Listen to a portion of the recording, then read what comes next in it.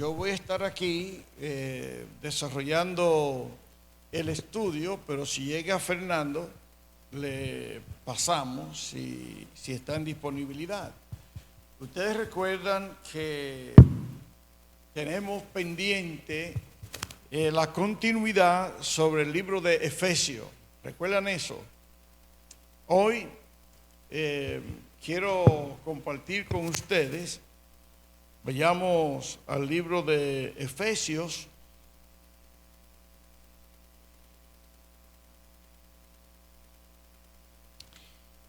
Y vamos a leer en el capítulo 5 del libro de Efesios.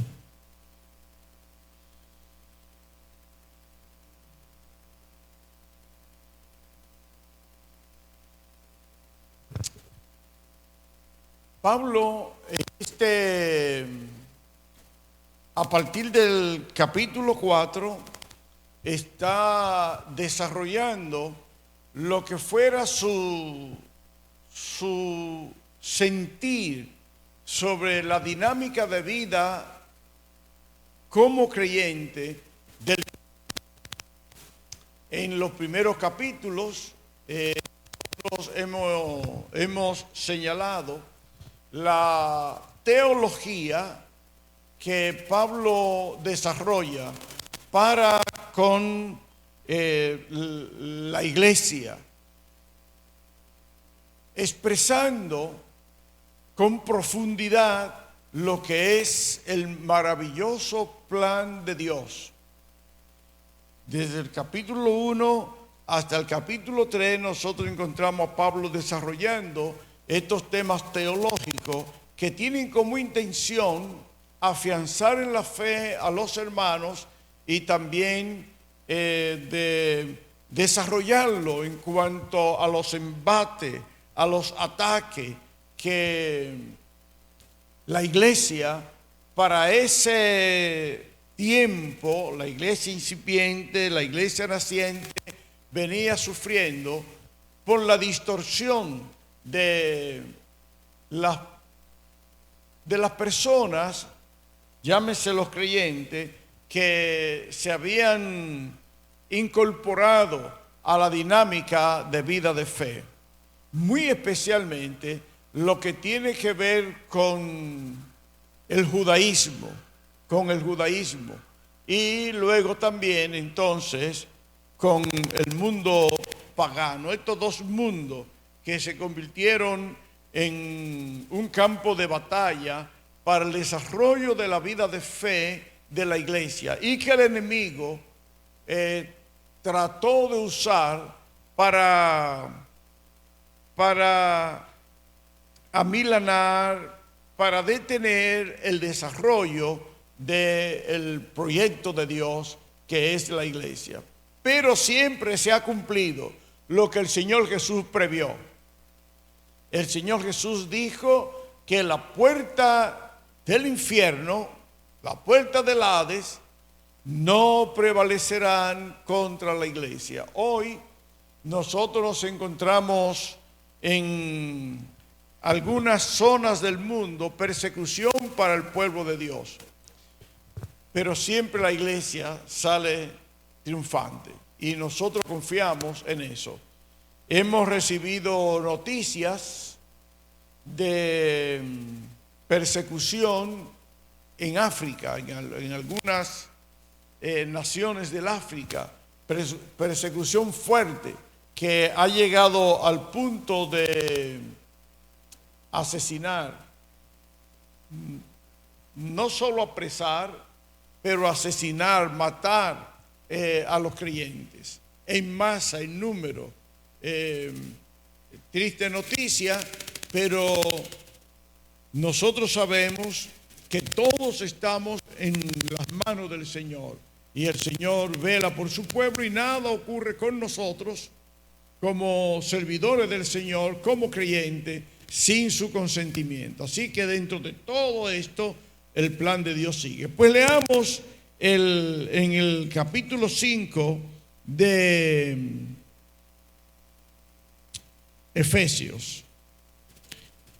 Vamos a hacer énfasis a partir del versículo 21 hasta el final, pero quiero señalar para refrescarle puntos que yo sé que he dejado en el tintero, en la mente de ustedes, en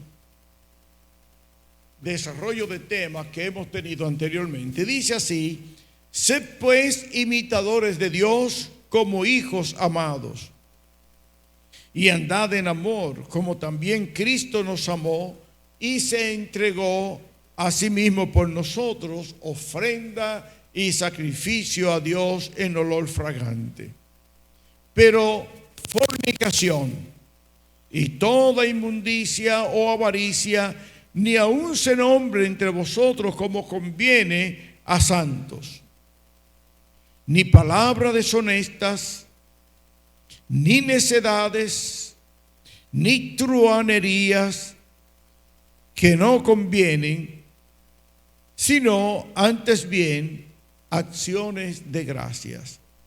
Porque sabéis esto, que ningún fornicario o inmundo o avaro que es idólatra tiene herencia en el reino de Cristo y de Dios. Nadie os engañe con palabras vanas, porque por estas cosas viene la ira de Dios sobre los hijos de desobediencia. No seáis pues partícipes con ellos, porque en otro tiempo erais tinieblas, mas ahora soy luz en el Señor. Andad como hijos de luz. Porque el fruto del Espíritu es en toda bondad, justicia y verdad,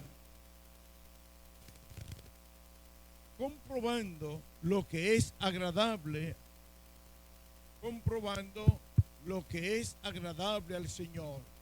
Y no participéis en las obras infructuosas de las tinieblas, sino más bien reprendedlas. Porque vergonzoso es aún hablar de lo que ellos hacen en oculto. Mas todas las cosas, cuando son puestas en evidencia por la luz, son hechas manifiestas, porque la luz lo manifiesta todo. Por lo cual dice: despiértate tú que duermes y levántate de los muertos y te alumbrará Cristo. Mirad pues con diligencia cómo andéis, no como necios, sino como sabios, aprovechando bien el tiempo, porque los días son malos. Por tanto, no seáis insensatos, sino entendidos de cuál sea la voluntad del Señor. No os embriaguéis con vino, en lo cual hay disolución, antes bien sed llenos del Espíritu Santo, del Espíritu, hablando entre vosotros con salmos, con himnos y cánticos espirituales, cantando y alabando al Señor en vuestros corazones, dando siempre gracias por todo al Dios y Padre, en el nombre de nuestro Señor Jesucristo. Bien, Señor bendiga este pasaje de su palabra, y no vamos a entrar en el desarrollo, en el tema que quería desarrollar con ustedes, pero ustedes pueden ver que a partir del capítulo 4, Pablo viene confrontando al creyente, estimulándolos a vivir la vida que hemos recibido de Dios, la vida diferente, la vida nueva, la vida agradable al Señor. Bien, de inmediato vamos a llamar a nuestro hermano Fernando, que va a tener desarrollo del tema en esta noche.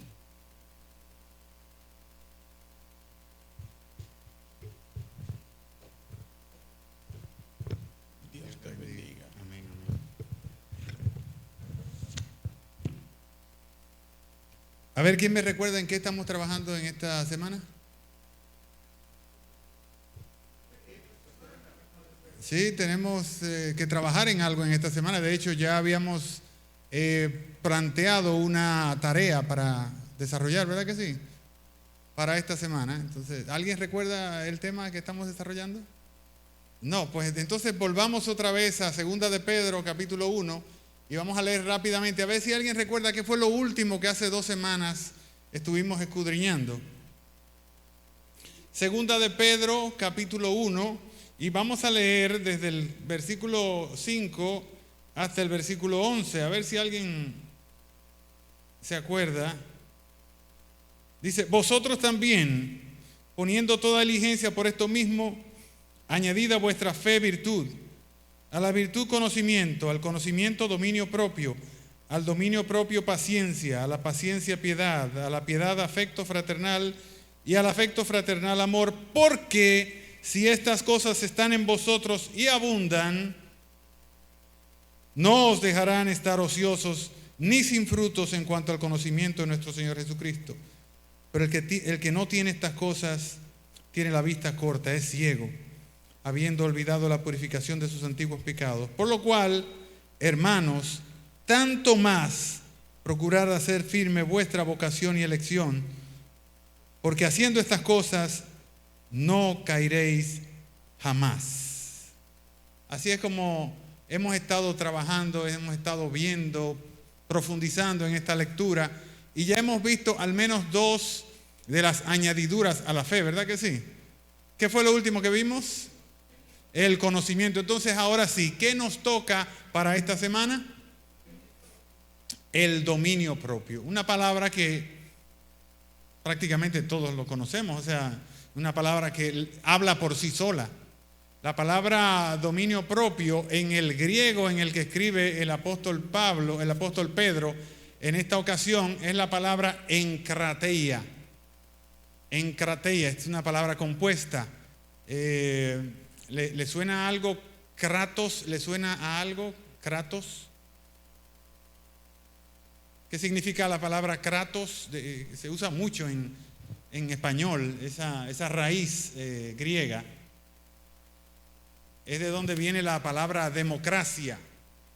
Kratos, un demócrata. ¿Qué es lo que significa? ¿Cómo es? Demo es demografía, demología, demo es pueblo. Y kratos es... Oye, ¿qué pasa? A ver, Carmen. No, kratos, de donde viene la palabra encratium. No, pueblo es demo. Vamos a ver rapidito. ¿Qué es lo que significa democracia? A ver, ¿qué es lo que significa democracia? El gobierno del pueblo. Entonces, si el gobierno del pueblo, kratos, ¿qué es lo que significa? Gobierno, porque ya dijimos que demo es pueblo, ¿verdad que sí? ¿Sabe lo que es la demografía de cómo están distribuidos las personas dentro de una localidad, dentro de un pueblo? Entonces, la palabra, como les decía, es encrateios. Es la palabra que significa gobierno para adentro. Gobierno hacia adentro. Y también tiene mucho que ver con buen gobierno, con eu, que significa bueno, y kratos, que ya hemos establecido que significa gobierno. Y tiene que ver a su vez, hay una palabra en español que en lugar de nosotros decir dominio propio, que es 2 palabras, hay una palabra que se parece mucho y que podríamos decir que es la misma palabra, que es templanza.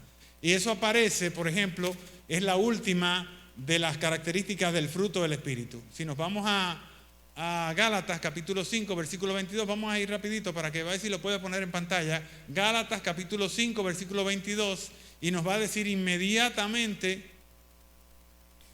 cuáles son los frutos del Espíritu, cuál es el fruto del Espíritu y cada una de las características de ese fruto del Espíritu. Dice, mas el fruto del Espíritu es amor, gozo, paz, paciencia, benignidad, bondad, fe, y el próximo, mansedumbre, y finalmente templanza. Esa palabra que se traduce ahí como templanza, ¿cuál ustedes creen que es en griego?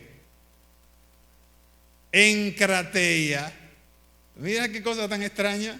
En el griego original es la misma palabra. Cuando la dice Pedro, la traducen como dominio propio, y cuando la dice Pablo, en esta ocasión, la traducen como templanza. O sea que para nosotros, en el español de nosotros, debería ser exactamente lo mismo. ¿Y templanza qué es? ¿A qué apela la palabra templanza? ¿Qué es una persona templada? Ecuánime, eso es un excelente adjetivo para calificarlo. ¿Qué otra palabra? Pablo la usa en sobrio, sobrio, que significa libre de sustancias. O sea, una persona borracha, una persona drogada no es una persona sobria, porque está bajo la influencia de una sustancia. ¿Qué otra palabra pudiéramos hablar que significa también templanza, que significa dominio propio? Firmeza. La firmeza tiene que ver con otra cosa. También la fortaleza tiene que ver con poder. Cordura, eso se parece bastante, ¿verdad? También tiene algo que ver con mansedumbre, ¿verdad que sí? Aunque no directamente, pero tiene que ver con mansedumbre. Dígame, mi hermana. ¿Qué dominio propio es exactamente? Autocontrol. Pero tiene que ver con moderación, ¿verdad que sí? Con mesura, con medirse, con cosas por el estilo. O sea, autocontrol, prudencia, también es sinónimo de justicia. Y me gustan las propuestas de Castro y de Eduardo, que tiene que ver con ¿qué? Con fortaleza, con fuerza, aunque vimos que la palabra anterior, la palabra virtud, tiene mucho que ver con fortaleza, con fuerza. Y el dominio propio, aunque tiene que ver con fuerza, pero no es con fuerza hacia afuera, sino con fuerza hacia adentro.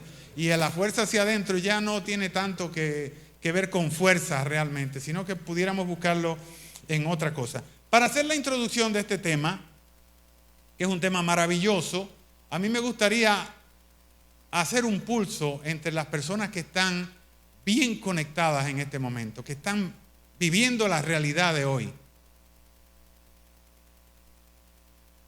A ver, ¿dónde dirían ustedes, las personas que, como les dije, están más conectadas con la realidad que se vive en este momento?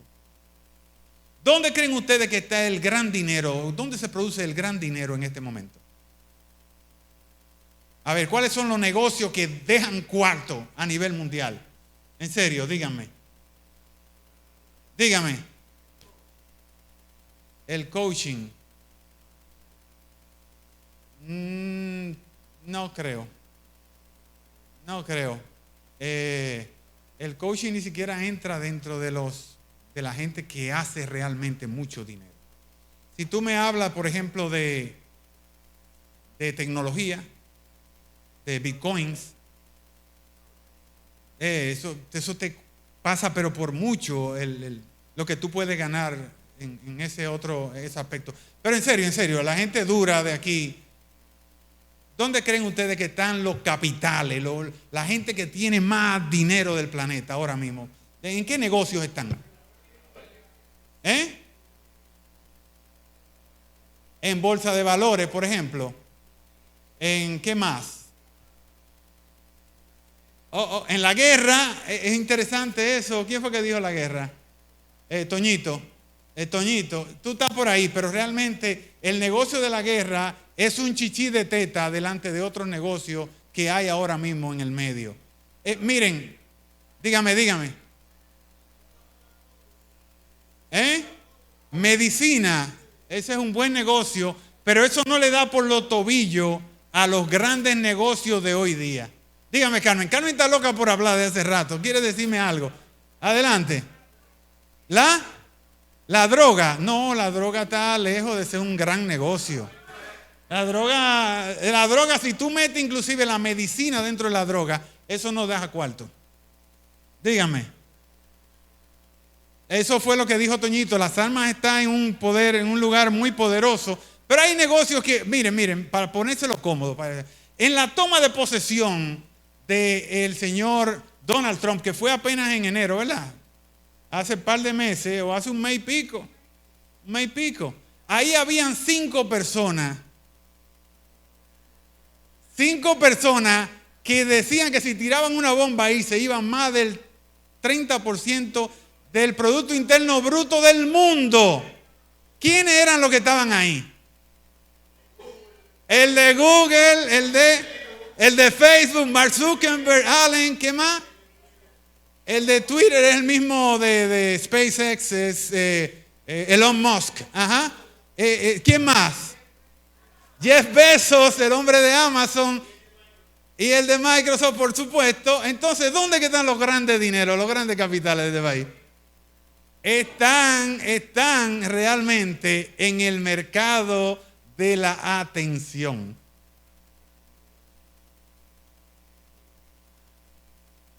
En el mercado de la atención. Ahí es que están los grandes capitales. Me voy a explicar para dártelo claro. O sea, el dinero que esas personas tienen en este momento y la velocidad a la que multiplican ese dinero, ningún negocio se le pega. Ningún negocio se le pega. Esa gente acaban de decir hace par de semanas que iban a invertir 50,000 millones de dólares para desarrollar algo. ¿Ustedes recuerdan qué fue lo que desarrollaron? ¿Iban a desarrollar? ¿Cuál tipo de tecnología? Lógico, estamos en el campo de la tecnología.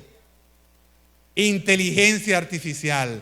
Iban a poner una cantidad de millones que en español, en República Dominicana, cuando usted pone 50,000 millones de dólares, esos son 50 millardos de dólares para nosotros. Si lo multiplica por 63, eso da un asunto que, no sé, me parece que se puede comprar una gran parte de República Dominicana con esos cuartos. Y eso lo están poniendo ellos para desarrollar algo. ¿Y qué es lo que busca la inteligencia artificial? ¿Por qué esa gente invierte en inteligencia artificial? No, ellos están buscando controlar algo. ¿Qué es lo que tratan de controlar? Ok, hasta ahora. No, hombre, esos son 3 cheles. Igual, es un excelente negocio, por ejemplo, los microchips. Lo que hace que la inteligencia artificial funcione es los nuevos microchips o los chips. Pero eso es como el pico y la pala. Si nosotros vemos el negocio a escala global, eso es la herramienta con la que se saque el oro, pero el objetivo es el oro. ¿Y cuál es el objetivo de esa gente en este momento? Bueno, lo voy a poner fácil porque si no me va a ir la predicación entera hablando de inteligencia artificial y cosas por ahí. Ok, entonces fíjense qué es lo que ellos andan. Ellos andan detrás de un mercado que se llama el mercado de la atención. Prácticamente ninguno de nosotros se da cuenta. Pero ellos andan detrás de una cosa que se llama el algoritmo. ¿Y qué busca el algoritmo? Busca mantener a las personas la mayor parte del tiempo pegada de un sistema. La mayor parte del tiempo pegada de un sistema. Eso es lo que busca inteligencia artificial como primera cosa, aunque la inteligencia artificial tiene, como ustedes saben, tiene tantas facetas como el ser humano, como la inteligencia humana, tantas facetas una como la otra. Pero lo que realmente esa gente necesita y busca y sabe que se le puede sacar dinero es a la atención de la gente. Están en el mercado de la atención pública. ¿Qué es lo que buscan? Que tú entres a Facebook y no puedas salir. Que tú entres a Instagram y no puedas salir.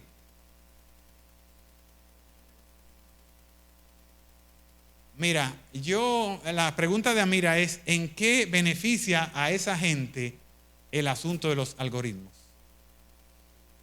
Vamos a explicártelo desde una óptica que la vas a entender clara y simplemente. Pero la mejor explicación de esto la tiene un señor que es griego, que se llama Yanis Varoufakis. Él tiene un libro que se llama Tecnofeudalismo. Cuando nosotros nos educaron, cuando menos a mí, que fui a la UAS, cuando me educaron, nos decían los filósofos de la época, nos decían, el capitalismo tiene que caer. Es un sistema que no tiene humanismo. Dígame. No, dime. La filosofía marxista dice que el capitalismo tiene que derivar en el socialismo. Para ello eso era una regla, eso era una ley como la ley de la gravedad. Pero eso nos lo vendieron, que sea falso o no, yo no estoy diciendo que no lo sea. Lo que te digo es que eso fue lo que nos vendieron a mí, que entré en la UAS en la misma época probablemente en la que tú entraste, porque estaba gobernado por ese sistema de pensamiento y esa filosofía. Esa filosofía decía que lo que va después del capitalismo es socialismo. ¿Por qué? Porque el capitalismo tiene en sí la propia semilla de su destrucción, que es el egoísmo. Entonces,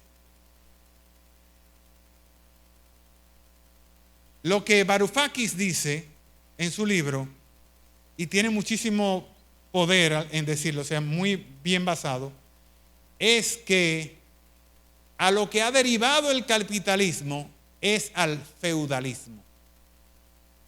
Hay una especie de nuevo feudalismo en la que los feudos se llaman la nube.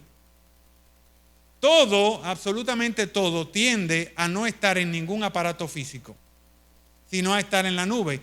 Pero la nube es de alguien y usted tiene que pagar por estar en la nube. Sus datos usted tiene que pagar porque estén en la nube. ¿Entiende? Entonces, los que manejan la nube le pagan a los dueños de la nube. Entonces, los dueños de la nube son los señores feudales de ahora. Y esa gente tiene cuarto que eso no tiene madre. O sea, tiene dinero para hacer lo que ustedes no se imaginan, para mantener ese aparato que nosotros decimos que es la nube, que es un intangible. Pero cada vez que alguien hace una aplicación, digamos Facebook, o cualquier aplicación de esas que ustedes tienen, incluyendo la Biblia que está ¿a quién le pagan? ¿Ustedes creen que ellos cogen el dinero y ese dinero es de ellos? Al dueño del servidor hay que pagarle para que mantenga la aplicación abierta, pero el dueño del servidor le debe su presencia al dueño de la nube. Y ese dueño de la nube gana dinero, pero ustedes saben lo que es una cosa espantosa. Entonces absolutamente todos están en el negocio de hacernos meter en los celulares y en la computadora por el mayor tiempo posible. ¿Y saben qué? Nosotros no nos damos cuenta de eso. La gran mayoría de los seres humanos no ha despertado. Ustedes son unos privilegiados que han despertado hoy a esa realidad. Pero la gran mayoría de los seres humanos están en cero, consumiendo. Se pasan horas haciéndole así al dedo. Horas y horas haciéndole así al dedo. ¿Por qué? Por una cuestión que ellos están desarrollando a través de la inteligencia artificial y que ya fue desarrollada. Y hay un laboratorio en la Universidad de Harvard de eso que se llama control de conducta. Control de conducta. Ellos han metido un montón de dinero desde el año 1994 hasta la fecha para que lleven a cabo todos esos artilugios, esas cosas en las que hoy está basada toda la tecnología y lo que ustedes tienen en los teléfonos y cosas por el estilo. O lo que todos tenemos, porque no tengo que abstraerme de ello. Esas grandes plataformas se pelean por la actividad de los navegadores. Y por eso esa gente pueden aportar 50,000 millones de dólares y no le pesa. Porque en una semana lo vuelven y lo recogen. En 2 semanas ellos van a tener 100,000 millones de dólares. Y tienen que invertirlo en algo. ¿Y en qué lo van a invertir? En su propio negocio. ¿Por qué digo esto? Porque es la mejor introducción acerca de dominio propio. Ellos están controlando nuestras actividades. Pero no nos damos cuenta. Búsquenme una persona menor de 20 años que en este momento no tenga un teléfono en la mano, aunque sea aquí.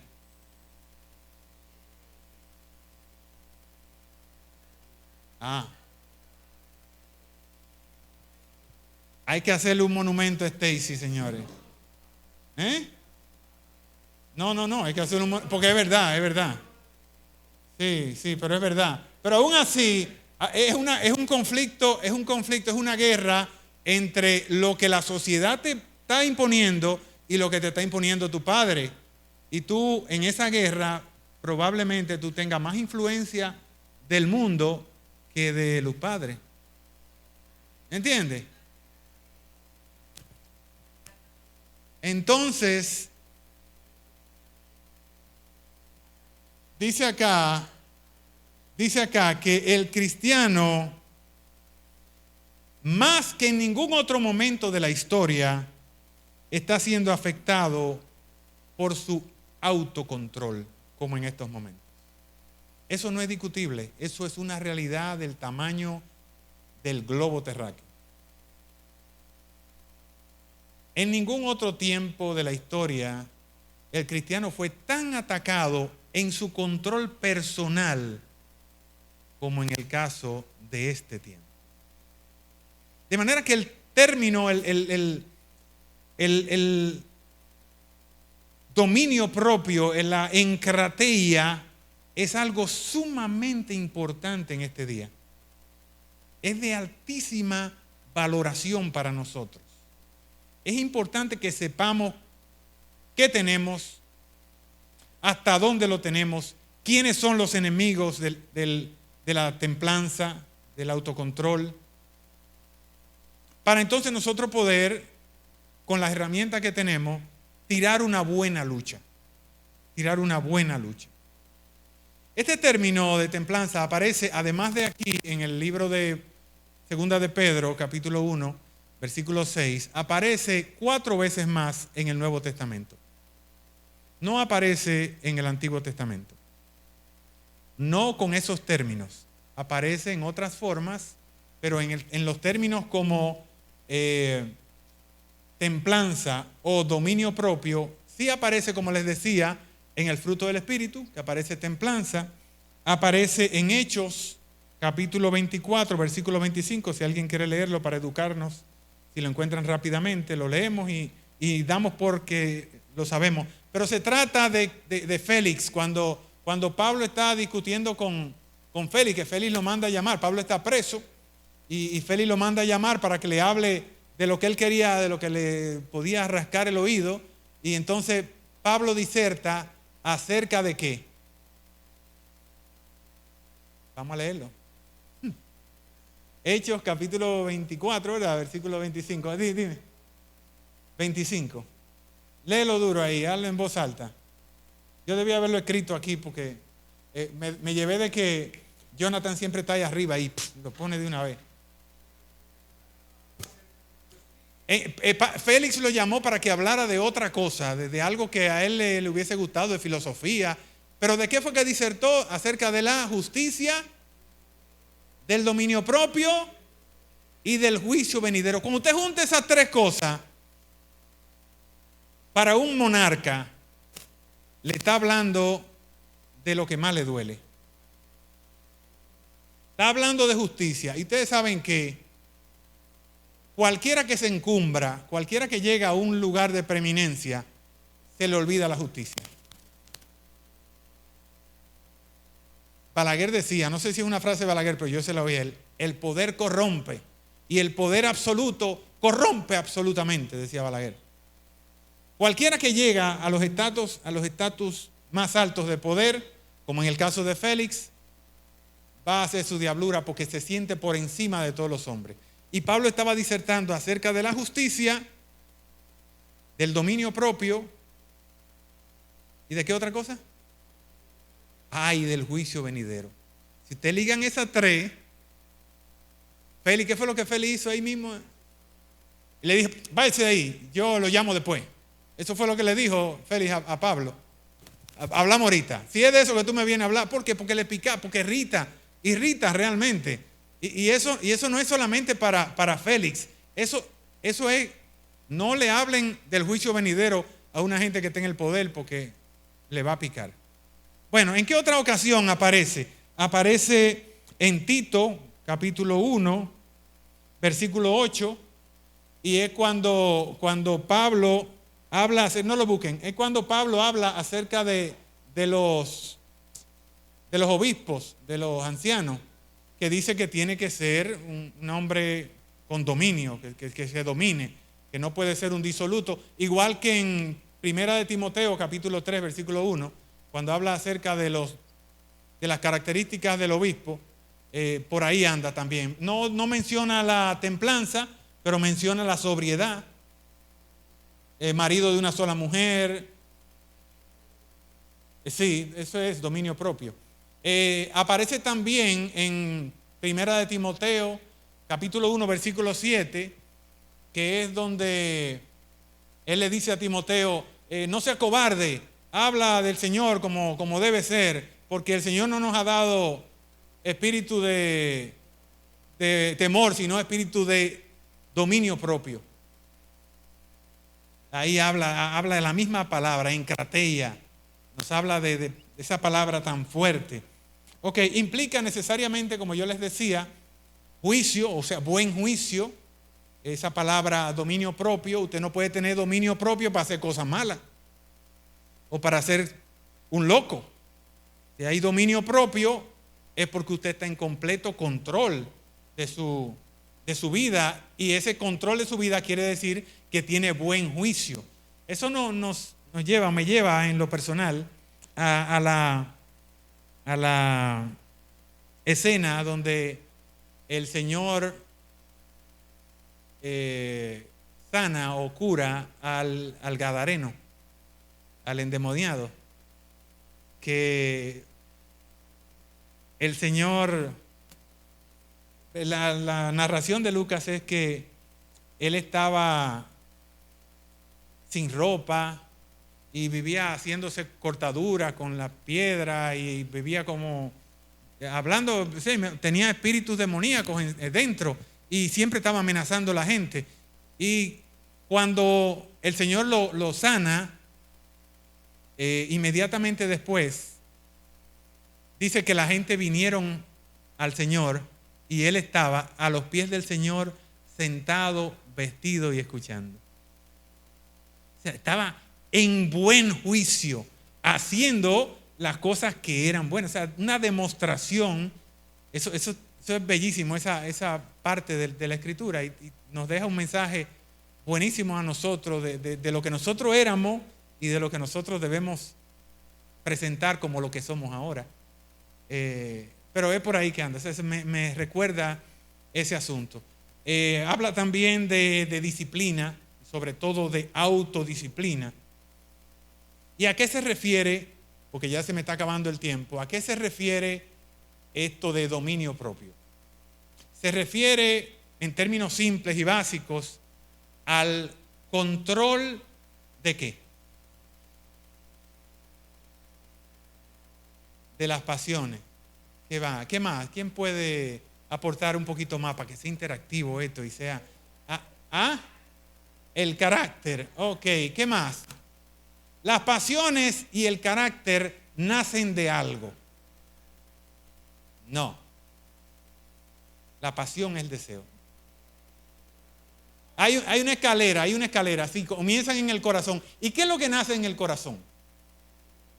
Los sentimientos, las emociones. ¿Verdad que sí? A ver, ¿quién más? Sí, claro. Jeremías no estaba equivocado cuando dice, engañoso es el corazón más que todas las cosas y perverso. ¿Quién lo conocerá? O que el Señor nos diga, antes que guardar cualquier cosa, guarda tu corazón porque de él que emana la vida. Mi hermana, dígame, ¿usted me iba a aportar algo? Josefa.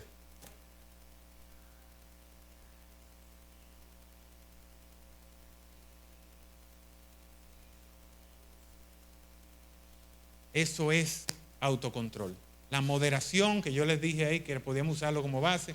Ahora, yo lo que quiero es que establezcamos esa escalera que los psicólogos dicen que empieza en algo y termina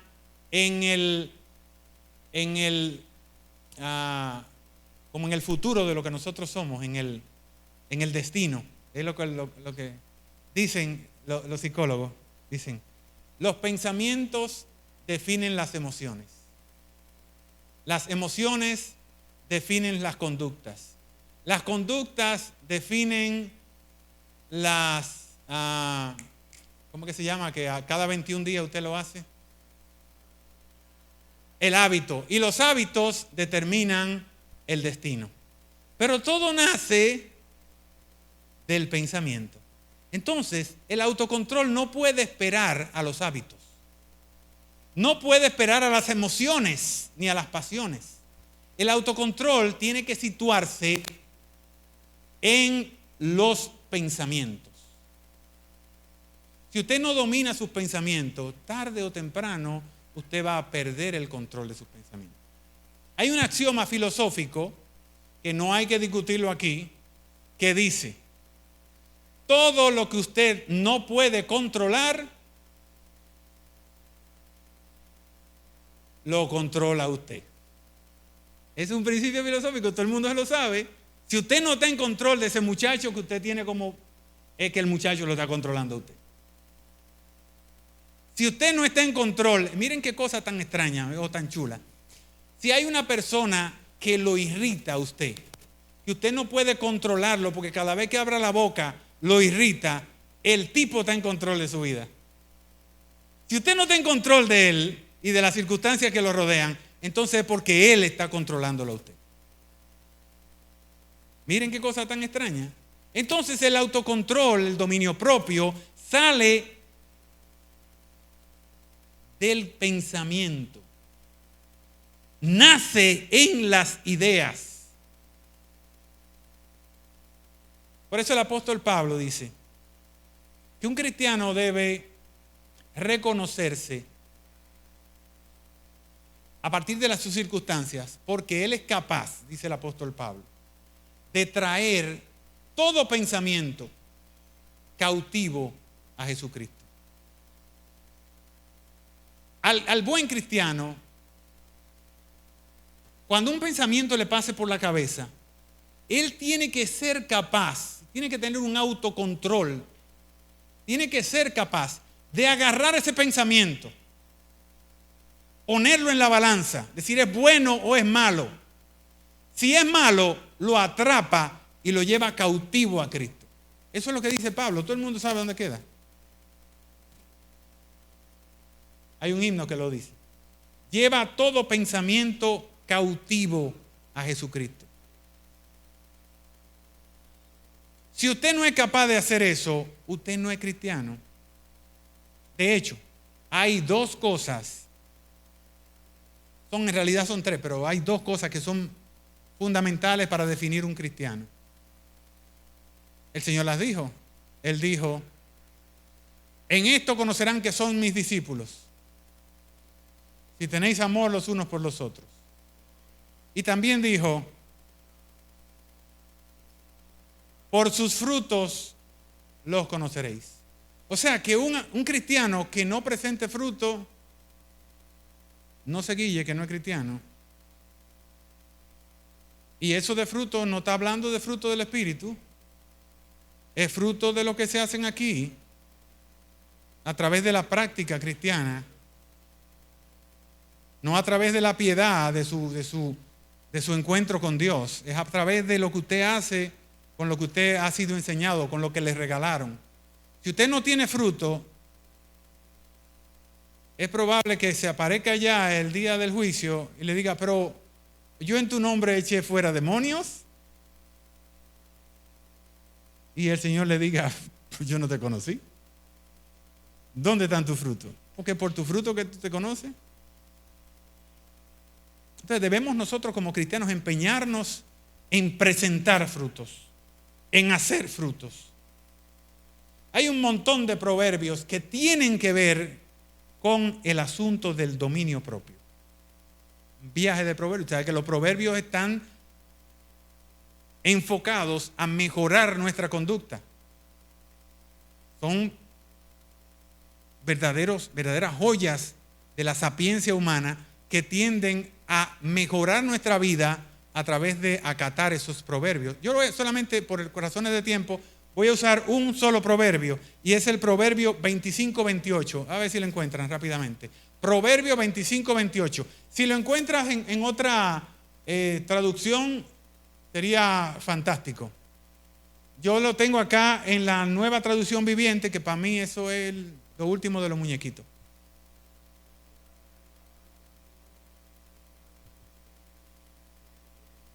Ok. Como ciudad derribada y sin muro es el hombre cuyo espíritu no tiene rienda. ¿Qué es eso? ¿Cómo se come eso? Ok. Una persona, dice la Nueva Traducción Viviente, gracias mi hermano Jonathan. Una persona sin control propio es una ciudad con las murallas destruidas. ¿Qué le pasa a una ciudad con las murallas destruidas? ¿Qué puede hacer una ciudad si las murallas no existen? Va a entrar cualquiera, va a hacer lo que sea y es cuestión de tiempo para que usted no sea una ciudad. O cuando menos no mantenga el mismo nombre. De la misma manera, una persona que no tiene control de sí mismo es como si no tuviera murallas alrededor. Va a entrar cualquiera y lo va a influir. El problema de nosotros en este momento es que los que están influyendo en nosotros ni siquiera nos estamos dando cuenta que le estamos dejando entrar. Que no hemos podido crear murallas para que esas personas no entren. Ellos están entrando como Pedro por su casa y nos están afectando. Nuestra juventud está perdida y una gran parte de los adultos ya se perdieron. Una persona sin control propio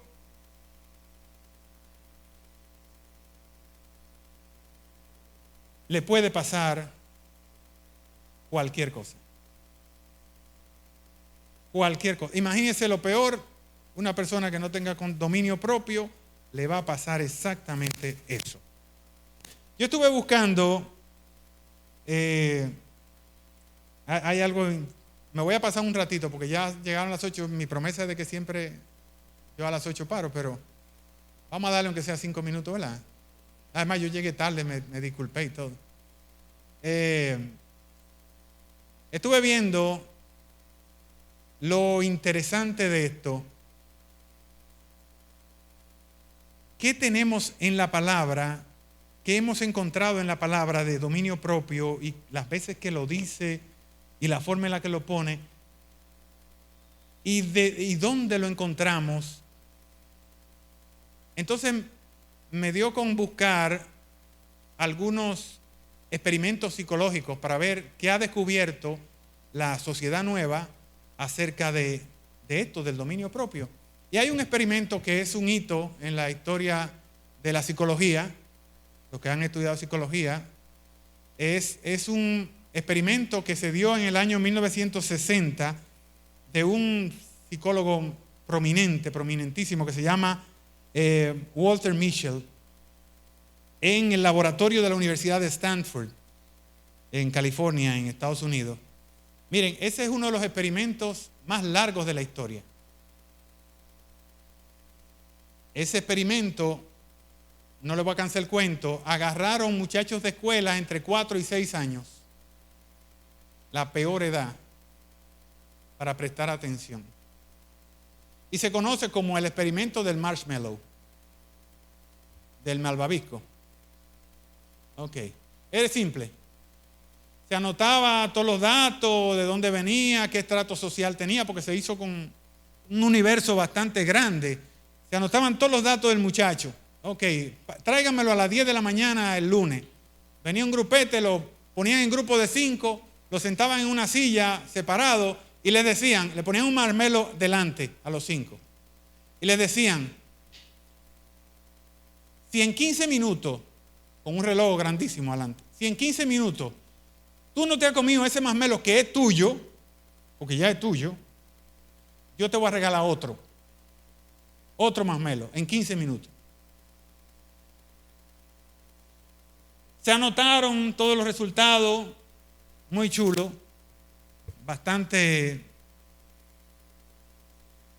Miren, eso fue en el 1960, en los años 70, 80, 90, hasta este año, se le fue dando seguimiento a esos muchachos.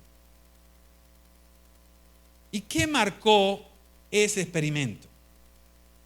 Yo tengo los resultados aquí. Yo lo busqué. ¿Tú lo viste en el video? Ajá. No, porque ya se nos pasó la hora. Déjame solamente dar los resultados. Los resultados de este bellísimo experimento. Larguísimo experimento también.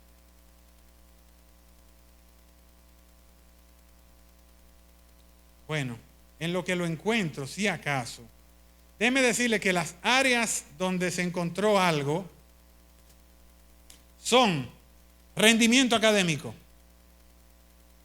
mejores calificaciones y puntajes en las pruebas estandarizadas. Eso fue inmediato ahí mismo. Los muchachos que eran capaces de controlarse para comerse el marmelo más para adelante, para comer 2, inmediatamente eran los que mejores notas sacaban. Eran los que mejores comportamientos presentaban. Tenían mayores habilidades y competencias sociales. Tenían mayor capacidad para manejar el estrés. Tenían, cuando crecieron, menor probabilidad de obesidad, menores problemas de salud relacionados con el autocontrol. Eran menos gorditos, manejaban mejores estándares de salud que su congénere. Y finalmente, ya para estos días, presentaban mucho mejores logros profesionales y financieros en la edad adulta. ¿Usted quería aportar algo, don Manuel? Ajá.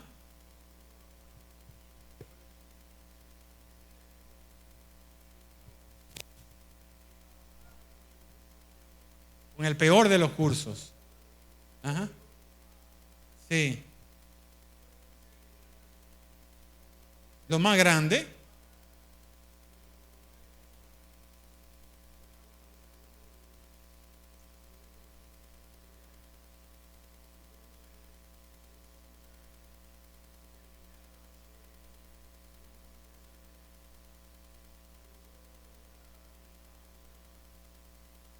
Miren a dónde llega.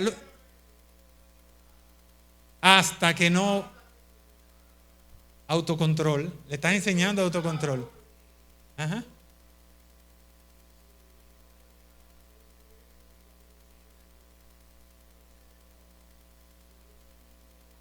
Cambiaron realmente. Lo interesante es que este experimento tan actual, tan de estos momentos, lo que hace es que confirma lo que la palabra hace 2000 años no estaba escribiendo.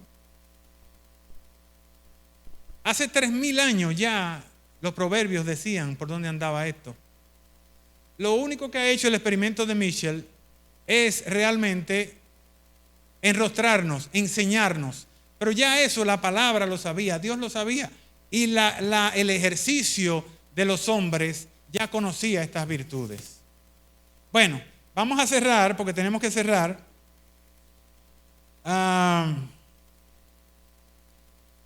Hablando de, aterrizando este tema,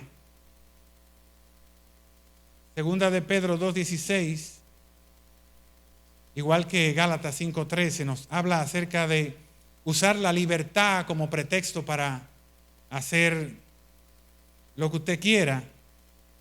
Nosotros nos sabemos libres, sabemos que somos libres. Usted está en plena libertad aquí adentro, usted no tiene un monarca aquí arriba que le diga usted no puede sentarse ahí o usted tiene que sentarse aquí. Aquí nosotros estamos en completa libertad. Yo me siento así porque es así. Estamos en completa libertad. Ahora, tenemos que usar esa libertad con control, con un verdadero control. ¿Y qué es ese control que nosotros debemos tener? Aquí yo he anotado algunas cositas. Ya hablé hace un ratito acerca de salirse de sus cabales, de la ira. Lo que es contrario al autocontrol es la ira, es la pasión, es el desenfreno. Pero también usted tiene que controlar su dormir. Es una responsabilidad de usted para su sistema nervioso dormir 8 horas. Usted no puede acostarse a la hora que le dé su gana o dormir en la tarde porque el cuerpo tiene un control, tiene una regulación. Sobre todo en las mujeres que manejan tantas hormonas. Tiene que saberlo. La comida.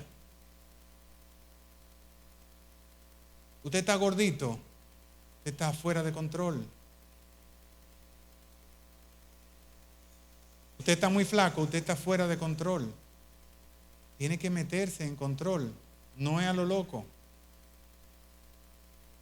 Sobrepeso, vicios, alcohol, droga, pornografía. Pero también llega tarde a todo lo culto, o a lo culto a lo que usted va, porque a veces no van más que a 1 o 2 cultos. Pero llegar tarde continuamente es falta de control.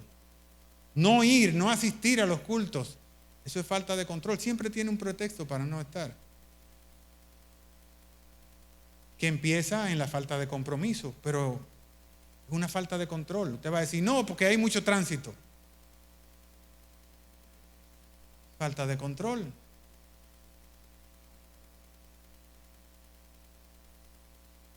Usted tiene un problema de murmuración, un problema de falta de control. Está cuchicheando, estar hablando del amigo, del vecino, del hermano, por ejemplo. Ojalá que no sea ese caso aquí. Pero hay gente que son dedicadas a eso y ustedes lo saben. No estoy hablando nada del otro mundo. Llevar vidas, eso es falta de control. Eso no le corresponde, tiene que salir de eso. Problemas financieros, problemas de gastos, de compras. Gasta más que lo que usted le está entrando, es un problema de control. Y estamos llamados por el apóstol Pedro, que no creo que en el fondo fuera Pedro que escribiera esta joya de la literatura cristiana. Tiene que haber una gran parte de nuestro Señor Jesucristo ahí metida a través del Espíritu Santo. Y Él es que nos dice, añada a la fe dominio propio, templanza, autocontrol, disciplina.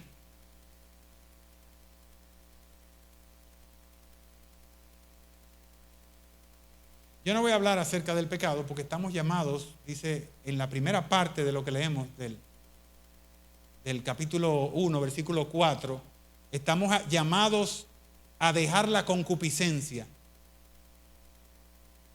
Y si hay concupiscencia, entonces no hay dominio propio.